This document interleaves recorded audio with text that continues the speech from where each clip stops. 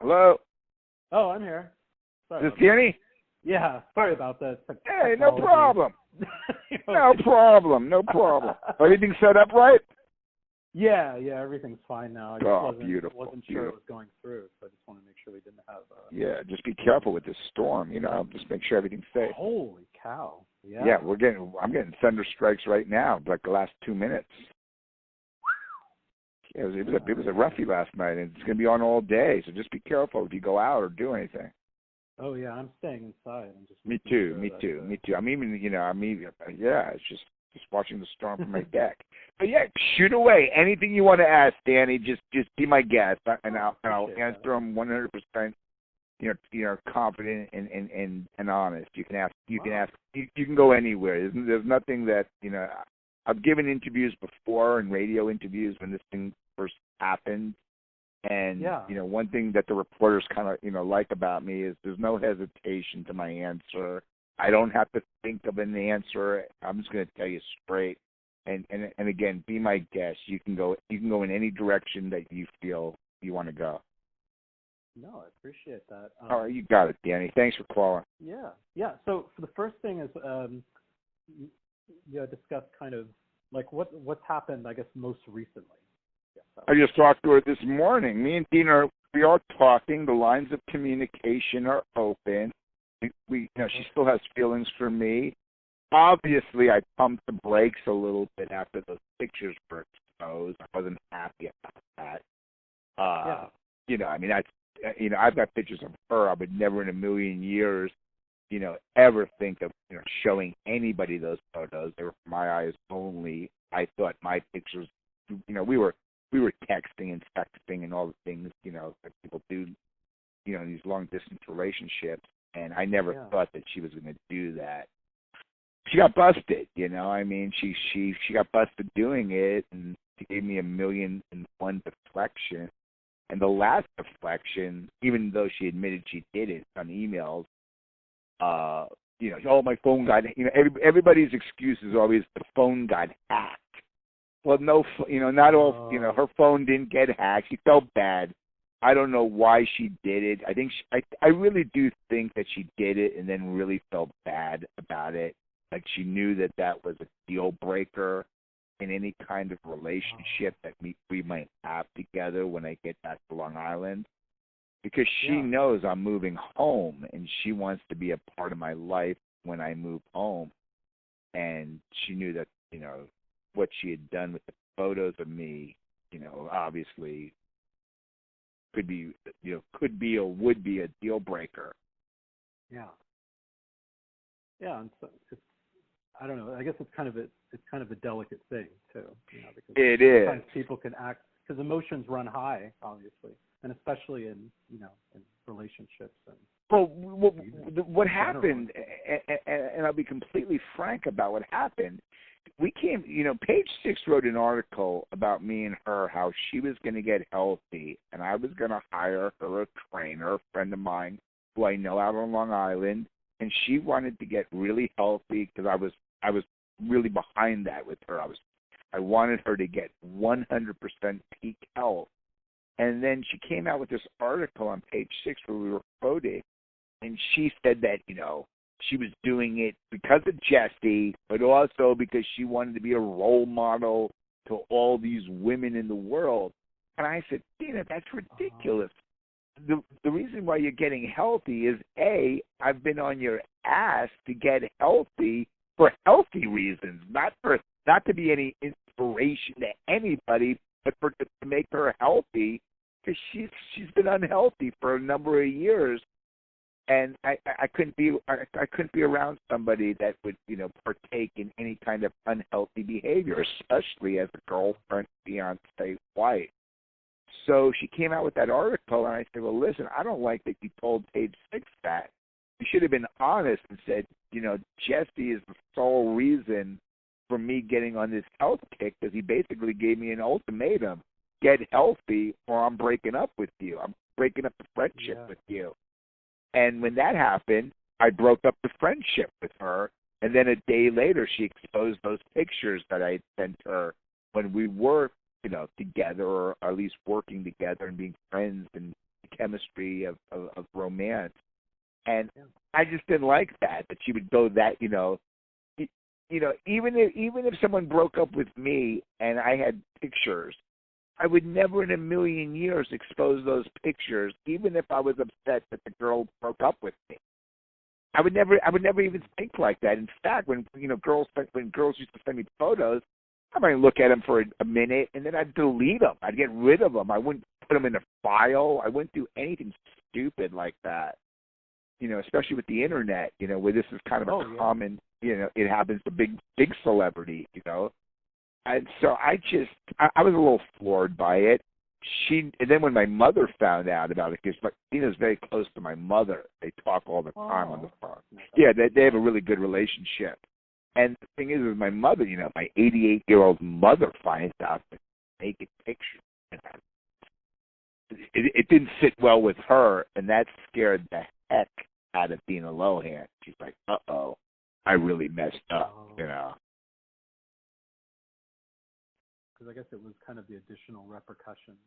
Absolutely, especially with she and my mother are so close, and everybody knows that I want to find somebody to settle down with, and I would like it if my mother got along with, obviously, got along or knew of the person that I'm interested in. And the thing is Dina and my mother had a really solid, wonderful relationship. They talk and they gab and they talk about TV shows and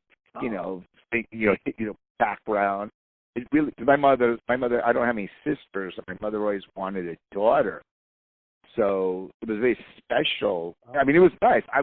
Dina and I would be talking, and she'd want to talk to my mother, and I'd give the phone to my mother, and then I'd go outside and wash my motorcycles or go for a ride or something, and knowing that my mom is content talking to a friend. So I mean, it really was a very special relationship. And they still have a relationship. My mom is not a grudge holder, and neither am I. I really am not a grudge holder, even though she did something terrible. Thank God the pictures weren't so bad. If I was some little guy or something, then I would really be bad. The only thing that got me through it, at least the pictures were, I mean, I wasn't, Yeah. That's what I told the guy from TMZ when he called me. Oh, really? I said, thank God, I would really be mad if I was a little impy-limpy or something. But thank God, they were all, And he started laughing. I'm honest about it. I didn't like it. I don't like someone doing that, and so it's not. I'm not laughing at that part of the story, but at least, at least I wasn't totally upset about it. I mean, I just don't like the sneakiness that someone would do that. That pissed me off more than anything, or I don't want to say pissed off, upset me, more than anything that she would do that. I don't like that kind of stuff. But we're talking, we're the lines of communication are open. Oh, that's good. Yeah. Yep. So I was going to say, too, because I feel like people have kind of this, they know a little bit about you, but I feel like a lot of it's just been kind of lost in just a variety of quotes. I feel like people don't know really what your background is, Well, thank you. I appreciate you even delving into that. I was born and raised New Yorker. At 16, I was pretty wild teenager, and at 16, I was emancipated from my family, and I wasn't getting along with my dad especially, and he didn't like my behavior because I was hanging around with the kind of wild, kids, juvenile delinquent type kids. And so what happened was I was out on Long Island, out in the Hamptons, and I had to go to school, for my junior and senior year. But when you can't live alone when you're a teenager by the state, because my parents were going to live in Florida and California, because my dad was wealthy and had real estate in 3 areas of the country. So, and he only used the house in the Hamptons as a summer house. He didn't use it as a winter house, or fall, winter, spring. It was only for the summer for his, my mom and him. So I was emancipated so I could live alone at 16 and still go to school, because you're not allowed to be living alone at that age unless you're, legally emancipated, then you're allowed to kind of live on your own like an adult. It basically, in the state of California, it allows you to kind of live like you're an adult, even though you're still a teenager. So I could go to school by myself. I could get up in the morning and blah, blah, blah. So that's what happened. So I was hanging out with all my friends, and, we were kind of a rocky group and having a good time. And then I moved out of the I got into a little bit of trouble with the law, and then I moved down to New Orleans, and then I ended up in South Florida, and started getting my life more together at that point. Once I hit the road out of New York, and made new friends, and kind of lost track of some of the old, buddies of mine that were, we were all a bunch of, fun guys, but a little bit troublemakers. Yeah. And then I ended up in California at 25 years old. I came back out here. My parents always owned real estate out here. So I ended up kind of following, I had a free place to live, a free roof to live in, and I got out here. Yeah. And, I definitely straightened out my life in the last decade. But, from 16 to, I would say from 16 to 42, I was kind of on my own, away from the family, and not a lot to do with my brothers or my parents. I was basically just, being on my own, and I got into a little scrape of trouble here and a little scrape of trouble there. But I straightened out my life basically at the age of 41, 42. And now I'm the guy you see on Facebook working and investing and, doing all the good stuff. But it took a while. I mean, I was kind of the black sheep of the family, and that didn't fit, well with my dad. It was a very, Air Force pilot from World War II, flew in Korea, flew in Vietnam, one of those tough old fly guys from the war. They didn't like, bad sons, and that caused a lot of trouble. So I went on my own. So I didn't, my life from 16 to 40, 42 was a little different than the life that I have now. I was kind of on my own, apartments, living. I was married a couple times, when I was in my 20s, and at 25 I was married, and then at 30 I was married again. But I was living kind of with the fast crowd of people, and involved in all that kind of life. And so primarily Northern California? Did you ever hit just out of Well, Carolina? no, I like lived in LA. I lived in Westwood. I lived in Malibu. And I was married the second time. I lived in Carmel, California, which I absolutely love.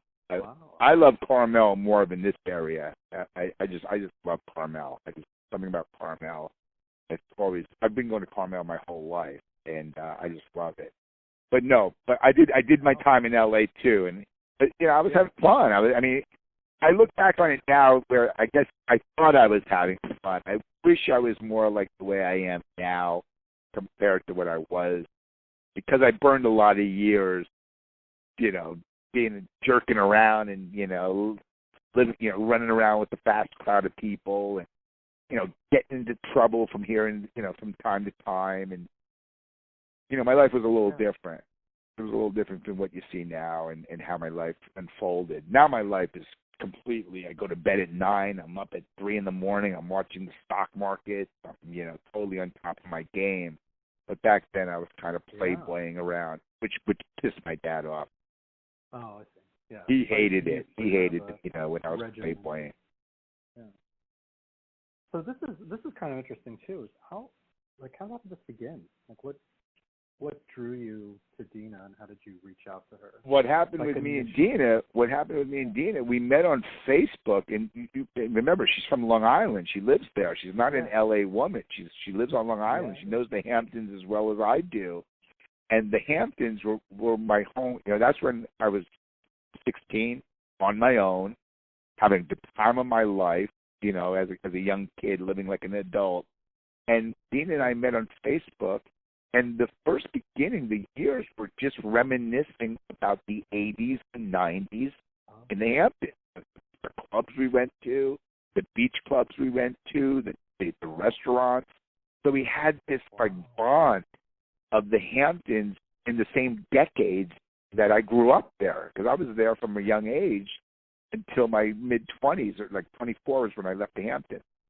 So we talked, and we would be on the phone for hours just reminiscing. Oh, you went to that club? Oh, you went to that bar? You went to this, And there was a lot of that.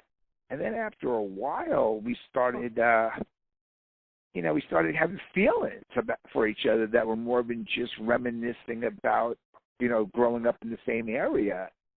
And one thing led to another, and she started liking me more than just, the connection of Long Island, and I started liking her and found her life kind of interesting, and how she managed her daughter, which was kind of interesting. And the next thing I know is we started having feelings for each other that were more than just pen pals. And I know, even though I live in California and she's still there. And another thing is she knows I'm moving back as soon as my mom, when my mom is not with me anymore. I'm going to move back home and live on Long Island again. I'll keep my California places, but I'm going to buy a place out there. And she's all excited about that, having me as her, guy. And that kind of escalated, and she fell in love with me, and she mentioned it on that Celebrity Big Brother last year, where she told she was on TV, and she told those people, I'm in love with this guy from California. And they were like, did you meet him yet? And she goes, no, we've just been friends, talking on the phone and on Facebook. And they said, it was Tamara Braxton, said, well, it sounds like a catfish. Like, maybe you're in love with somebody who's a fake dude. And she said, no, the guy's real. I've talked to his mother. I've talked to, I know him. And they were like, no. And then when the show ended and they all come out of the Big Brother house, everybody thought it was a catfish. Well, Michael Lohan contacted me, and we contacted each other on the phone, and Michael Lohan, our ex-husband, realized I was real. I wasn't a catfish. And everybody that knew me knew that I wasn't a catfish, and they knew I had a relationship with Dina Lohan, but the public. So all of a sudden, I wake up one morning after the show, and I must have had 1,000 emails and direct messages. And then my phone started ringing with ET and TMZ and all this crazy, all these magazines, these TV magazines that you see on TV, like, Entertainment Tonight and this and Daily Mail and all this crazy stuff. And I'm like, huh? Are you the guy? And I'm like, well, yeah, I'm in a relationship with Dina Lohan. And then all of a sudden they found out that I wasn't a catfish. So that made the story even bigger, because if I was a catfish, the story would have been a one-day story. But it turned out that I was a real guy. Then the story went crazy. It was all over the news. And they were, interviewing me and doing all this crazy stuff on my deck, wanting to talk to me about, what's going on and blah, blah, blah. And that's what happened. And what happened was the story landed last Valentine's Day. And I have a feeling that had something to do with it. The timing of the story, because, Valentine's Day, everybody's thinking about romance, And now that everybody's in this quarantine with Corona, the story's getting a little more traction again because people are meeting online right now because they can't meet in person. So I think the story kind of respiked a little bit, a little more interest, because now they got TV shows about people meeting who have never met in person. There's a show in Australia that they just started doing about people that meet online that have never met physically that fall in love with each other. Well, that's basically me and Dina Lohan. It's basically the same story, and it's actually a popular show, and they're going to be filming it in the United States. It's in Australia. Dina told me about it, or kid told me about it. I never seen it. I don't watch that kind of. I don't watch romance TV, but they told me about it, and the story is exactly what happened with me and Dina Lohan. We met online, and we started having feelings for each other. That's interesting too, because I think many people think of like courtship or dating as very, I don't know, they still have like a traditional mindset. And I think it's interesting that even in 2020, it's like, what? Well, so did I. Online only. It's 2020. Well, so did I. I totally agree with you, Danny. When I was a kid, when I had that house, I had a high school sweetheart. I had the same girlfriend in high school, from junior, senior year, and we broke up after school. First, I went to college for a little bit. It was when we broke up.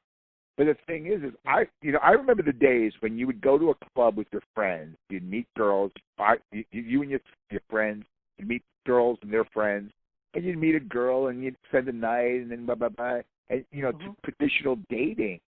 I remember that. I remember the box of candy and showing up to the girl's house and meeting the parents and shaking hands, But now people are meeting in all kinds of, they got dating apps, they got, dating online, Facebook, and I love Facebook because I have friends all over the country and we can share photos and all that.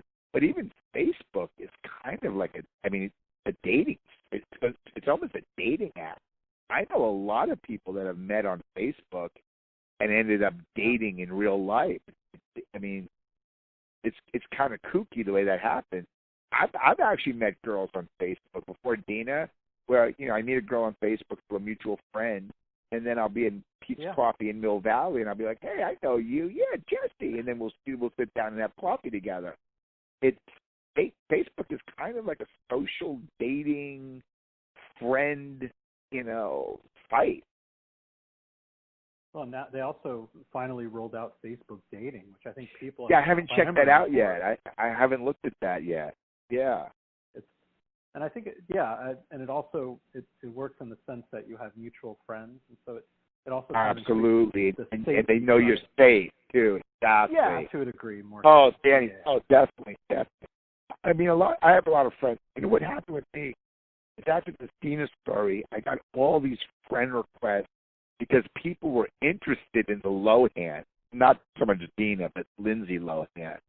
And so I got all these girls from like the Lindsay Lohan fan club that wanted to know, and I'm a nice guy, so I like accepted a lot of people I don't even know, But prior to Dina Lohan in the story on Big Brother, I had like a normal amount of friends on my Facebook, like guys I knew and girls I went to high school and junior high with and all that.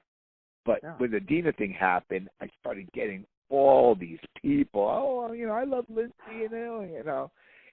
I think Lindsay Lohan is really the draw of what happened. Dina's the mother, so I think people are kind of, there's that Lindsay. I mean, between you and me, and another reason why Dina liked me so much is I didn't know anything about Lindsay Lohan. I saw one movie of Lindsay Lohan in my whole life, and that was that Herbie movie.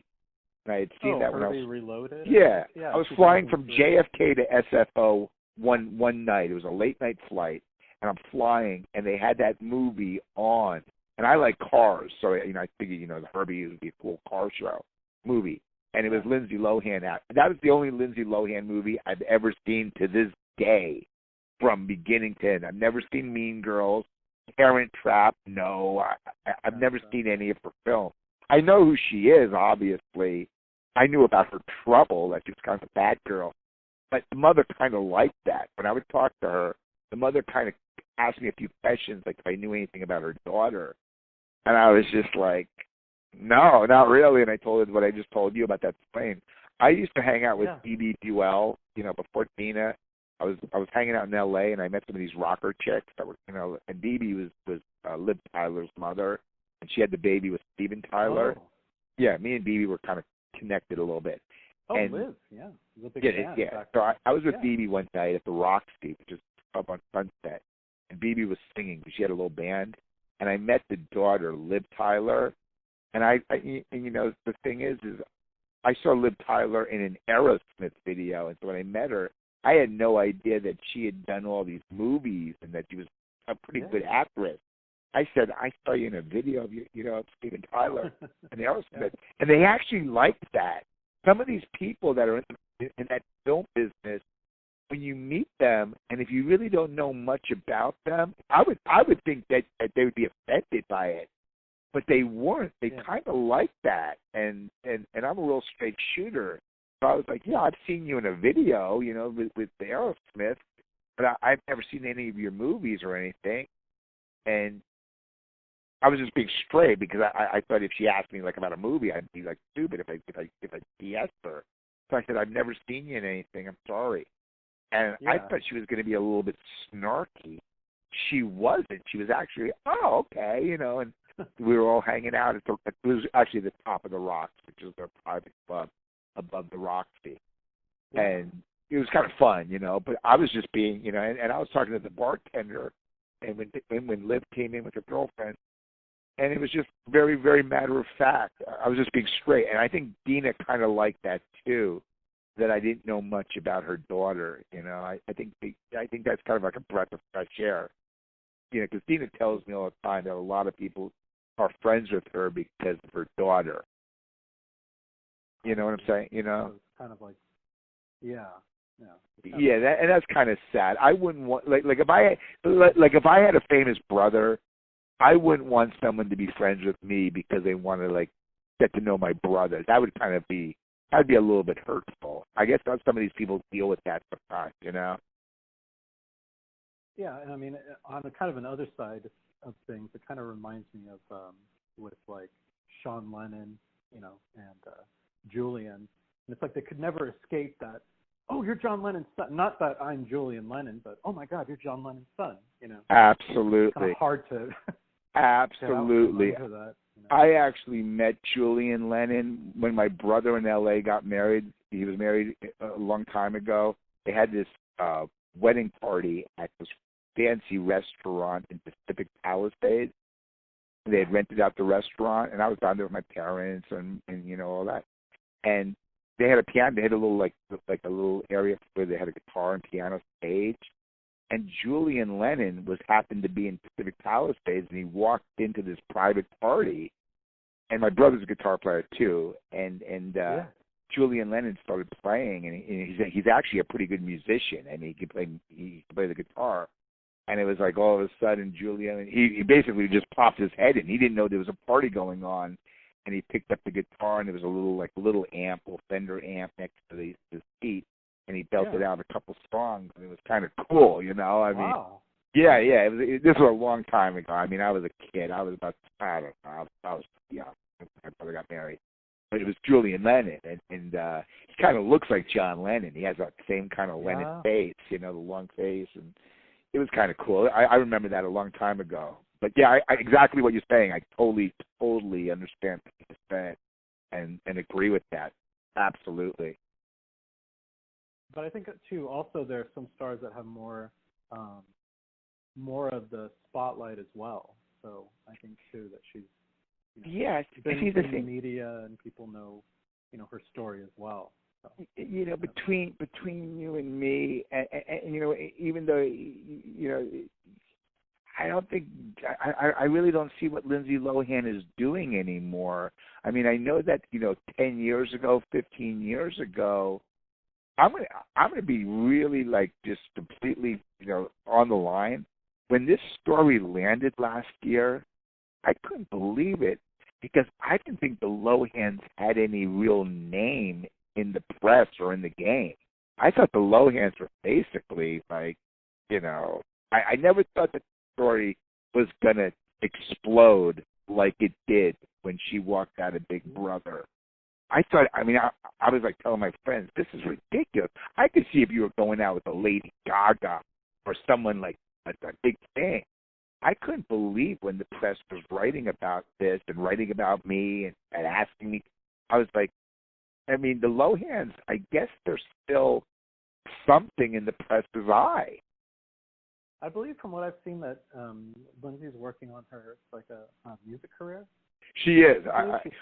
Lindsay's got a movie coming out with. She's doing a film. She's actually doing a film with Mickey Rourke, an independent film, and they're going to be shooting in Palm Springs, California, and I think they're going to be doing some shooting in New York too. Unfortunately, the thing got pushed because of this Corona thing. All the studios are trying to figure out how to make movies, while to do it safely where nobody gets sick. But she actually has a movie, offer. And she is doing music, and her sister, Allie, is trying to do music, too, because Lindsay actually had a couple of albums out, back in the day. She actually had a band and the whole 9 yards. She's not bad. She's kind of cute, and she dances on stage and whatever. But they're both trying to do everything they can. Lindsay just lost her job in Australia. She was supposed to be on this where the people sing and they wear costumes and you don't know who they are. And it's kind of like the American. Yeah, it's like Behind the Face. Yeah, she was on that show for the first year, but she lost the second year because The Voice. The Voice, exactly. No, it's not even The Voice. It's the one where the people dress in costumes and you don't know who they are, and then you vote. I've never seen it either, but the mother told me. But the daughter isn't going to be a judge on that because of some kind of corona restriction. She's been fly to Australia because the daughter lives in Dubai. She doesn't live in America anymore. She's been in Dubai for like the last 6 years, I guess. But they're all, I mean, one thing about the Lohans, they're always trying to get back in the business. They're still trying to act. They're still trying to do music. They're still trying to do this. They're trying to do that. I don't know. I don't know if they're going to be successful. Lindsay at one time was very successful in film. Who knows? I don't know if lightning's going to strike twice. Between you and me, I don't know. I didn't know her career even when it was hot. So, but the mother tells me things. Tells me what the kids are up to and what they're pursuing. And I'm supportive. I hope the family turns it around. They've had a bad reputation for a number of years. Of getting into trouble. That's not good. I'm trying to be like a really positive influence, not only on Dina but on the children too. I always tell Dina to tell the daughters this. Just I always believe get healthy. If things are bad and your life's not going so well, the first thing you do is work on yourself. Get healthy. Things will get better if you are physically and mentally healthy. And that's what I was doing with Dina, and I hope it trickles down to the kids. They see the mother healthy, they'll get healthy. And that will only help them no matter what career they pursue. You got to be healthy. And I'm a guy that used to be very unhealthy, so I'm speaking from experience. Yeah, because I think that's what I had read is that it was kind of a deal to kind of cut off on, what would you say, not to engage in alcohol as much, or I quit alcohol. I quit coke. I did all that stuff. No, I was never an alcoholic because I was a binger. I was the kind of, because I was always into weightlifting and exercising. But I would go out on a Friday night and party hard. I mean, it wasn't just one or two drinks at the bar. It was running around with the Hotel California crowd, and I really got into it. And I got into the rock stars, and I knew a bunch of these guys around here, in Marin County, in Mill Valley. I was hanging out with these guys, and also in L.A., obviously. And I enjoyed it. I'm not one of these guys that looks his nose down at people that party. I'm enjoying life a lot more being healthy, and it's a lot easier. You don't get into trouble. You don't have to hire lawyers. You don't have to, you don't end up in jail. You go to bed at 9 and you wake up early and you work, and I like my motorcycles and my cars and investing. Being normal. I like seeing the sunrise. With a clear head. But the thing is Dina had her battles. I was just trying to get her on a healthy, and I want Lindsay to be healthy, and I want, I just want to do everything I can to be a positive influence on the Lohan. And that's really key to my relationship. But you know something? I would do that with any friend. If me and you were buddies and let's say you were having some issues, I would try to set a healthy example. So maybe you would, I'm like that with all my friends, not just some lady that, that I'm pursuing in a relationship. With anybody. I just think being healthy is the better way. Yeah, no doubt. From my own experience, I'm the kind of guy that I don't give advice unless I've lived it. I don't tell people, to get healthy, and I'm still partying. I'm the kind of person that, I've gotten myself healthy. I haven't had a drink in a long time. It's going to be 2 years on March 25th. and I haven't done any kind of partying, drugs, or any of that for a long time. And the thing is, I'll have 2 years under my belt of zero alcohol. And not because I was an alcoholic or I go to AA, because I don't. It's just I had my last time of partying, drinking, I just said, this is ridiculous. Waking up with a migraine headache and not being productive. And I can't do it anymore. I just physically, I don't want to do it. I'm done, and that's what happened. Dina, unfortunately, still falls back into it, and I just gave her an ultimatum. I'm not going to marry somebody unless they're healthy. And that's what I told her. In fact, I told her that just prior to talking to you this morning. I said, Dina, you got to get your head on if you expect me to have any chance of being together again.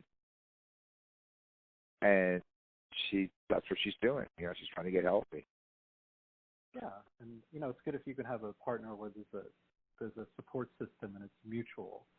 Absolutely. It's kind of refreshing too, because it seems like all we hear about are codependent relationships or where things go wrong.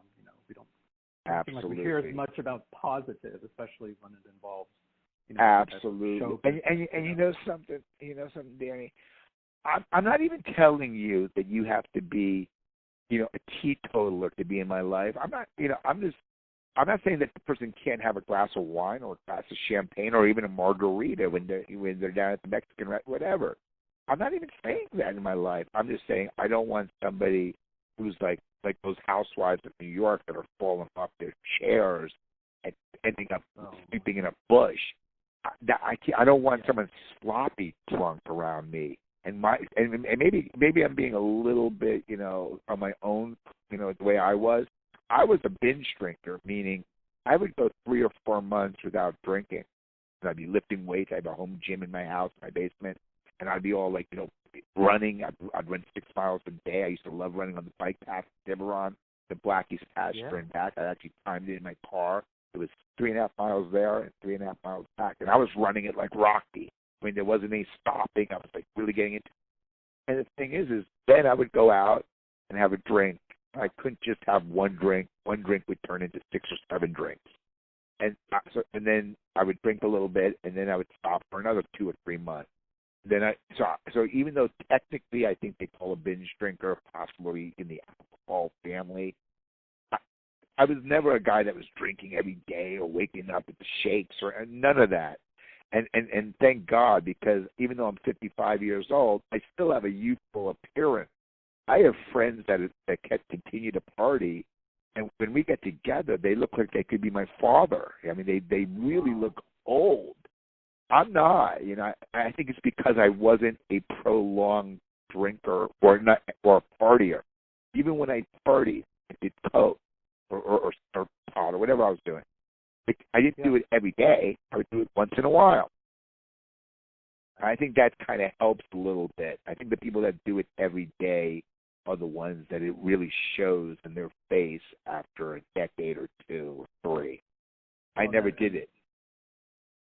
Well, yeah, and the scary thing, too, is when you're not able to function. You're just not able to function without it. Absolutely. I went. I'll tell you a story. I have this friend who's very, very well-known guy in Marin County, especially. A very respectable guy, wife, kids, the whole 9 yards. He picked me up to go see a movie in Puerto Madera one day. Pulls up in his Range Rover. I get in. We're going. We're cutting through the mountain over by the cantina towards Larkspur Landing. Where the movie theater is. He pulls over to the side of the road. Now, we're talking about a man who's got kids, a wife, a lawyer for a wife, kids in the best school in Mill Valley. He pulls over, takes out a bindle. It's 1 o'clock in the afternoon. Oh, no, I'm sorry. It was about 12 o'clock. We were catching it at 12:30. So it was 12 o'clock in the afternoon. He does a spoon of Coke up his nose. And he's looking at me like, you want some? And I'm like, you got to be kidding. We're going to a movie. And he's doing a bump of Coke in his car. And I'm not talking about a kid. I'm talking about a guy who's 60 years old. I'm talking about a guy who's 60 years old. And I'm like, no, I don't want that. What are you, crazy? And he goes, okay. And he puts his little thing away and he shoves it in whatever, in the ashtray or whatever. And I'm like, I go, this is, I mean, when I did blow, it wasn't like that. It was, I was at a bar or I was at a party. Everybody was loaded. Everybody wanted to do this, all of that. This guy's doing it in the middle of the afternoon, going to a movie at the Larkspur Landing. I never forgot it. And if I told you who the guy was, that I can't do. But this guy is like one of the most well-known, respectable guys. Raises money for the school, and I'm like, this is. I couldn't. I still remember it. I couldn't believe it. I mean, what would be so striking to me is the casual nature of it, almost like saying, absolutely. Hey, you're kind of hungry. I got a granola bar back here. Absolutely. I got a power bar. You want a power bar? He pulled over right by. You remember Bill Graham's house on that mountain up like towards Mill Valley to Larkspur? There's that one place. He was right there. He pulled up like right next to Bill Graham's like gated road. I mean, so it was like in the middle of the road. I mean, literally like he didn't pull in a parking lot or back of a lot or something.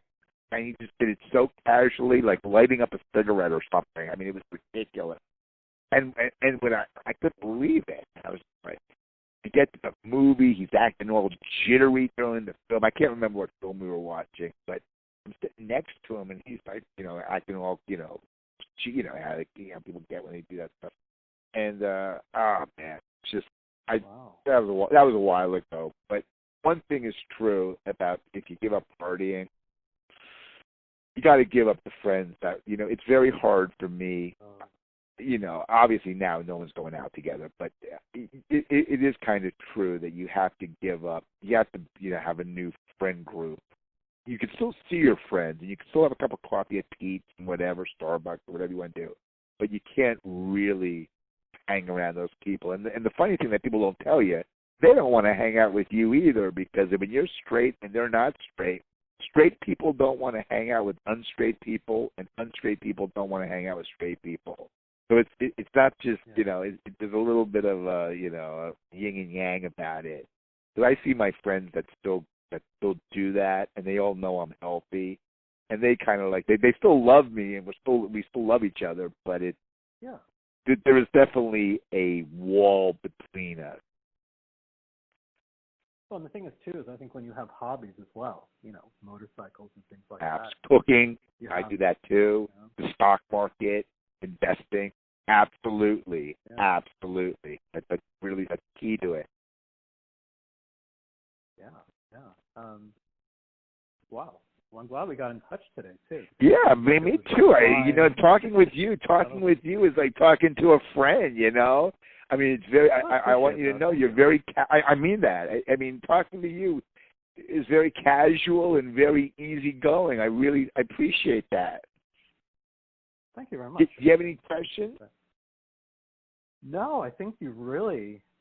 Yeah, I think we got like a really nice kind of solid picture. Yeah, we had a nice vibe about this interview. I mean, I'm lying back on my on a sofa right now, and I'm just like talking to a buddy on Sunday kind of thing, Yeah.